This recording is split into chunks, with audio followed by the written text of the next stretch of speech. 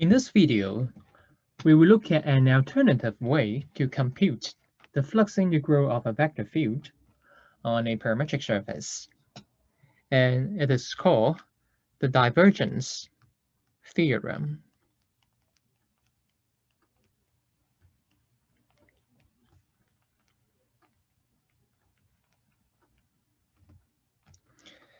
In order to state the theorem more concisely, we will introduce the following concept. And this is the definition of divergence. Now,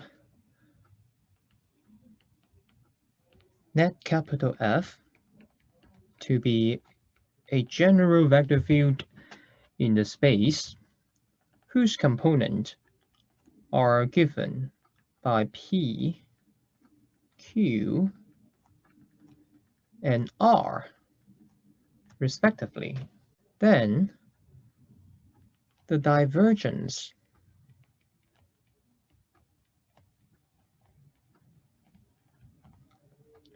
of F is defined by the following fairly simple computation.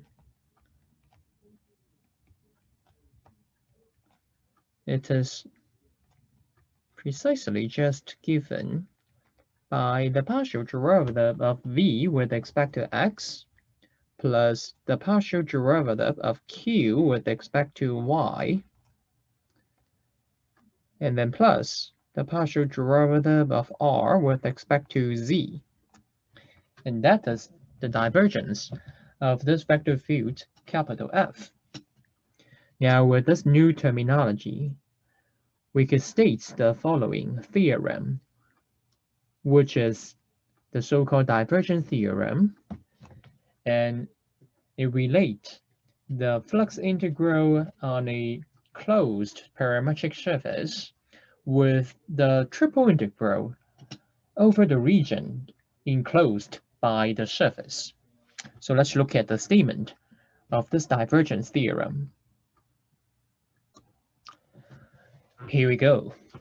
This theorem says that if Q is a solid region enclosed by a closed surface capital S, oriented by a unit normal vector directed outward from Q, if capital F is a vector field whose components have continuous first partial derivatives in Q, then the flux integral of capital F on S with the given orientation is equals to the triple integral over Q of the divergence of capital F. So in particular, we notice that the left-hand side of this equality down there is a flux integral, and the right-hand side turns out to be a triple integral. And this theorem is relating these two different types of integrals, given that the conditions are satisfied.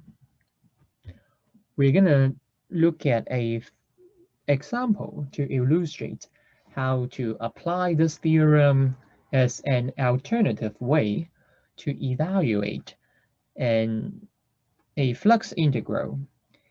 And usually, this alternative way would be easier to carry out the computation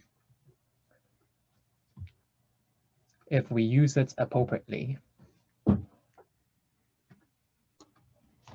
As a matter of fact, we're going to be looking at an example that we have worked with before. So in this example, the parametric surface is the sphere centered at the origin with the radius given by A, and the parametrization of the surface is given by this expression up there. Specifically, we recall that we have computed the cross product between r sub u and r sub v to be such an expression. And if you draw the vector given by this expression for any u and v, then you would know that that vector is precisely pointing outward from the solid Q, where the solid Q is just a solid bounded by the sphere. Hence, in this problem, we have all the hypotheses of the divergence theorem being satisfied. Namely, the solid Q is bounded by the parametric surface, which is the closed surface, and the orientation is pointing outward. And lastly, we could see that the component of this vector field, which are given by x, y, and z respectively, clearly have continuous partial derivatives. Hence, we could just apply the divergence theorem to evaluate the flux integral that we're supposed to find here. So let's try to see how the divergence theorem could simplify the computation by a gradient. Specifically, we're going to compute the divergence of this vector field first.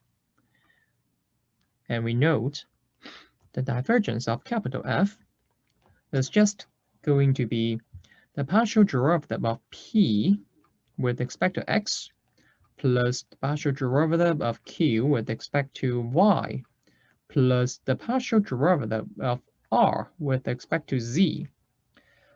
But P, Q, and R are respectively given by x, y, and z, as we have just seen. So through computation, we see that those three partial derivatives are just ones. Hence, the divergence of this vector field is given by 3. On the other hand, if we apply the divergence theorem on this flux integral, so by the divergence theorem, we could transform the flux integral into a triple integral of the divergence of F over the region Q bounded by the surface. But we have just computed the divergence to be 3.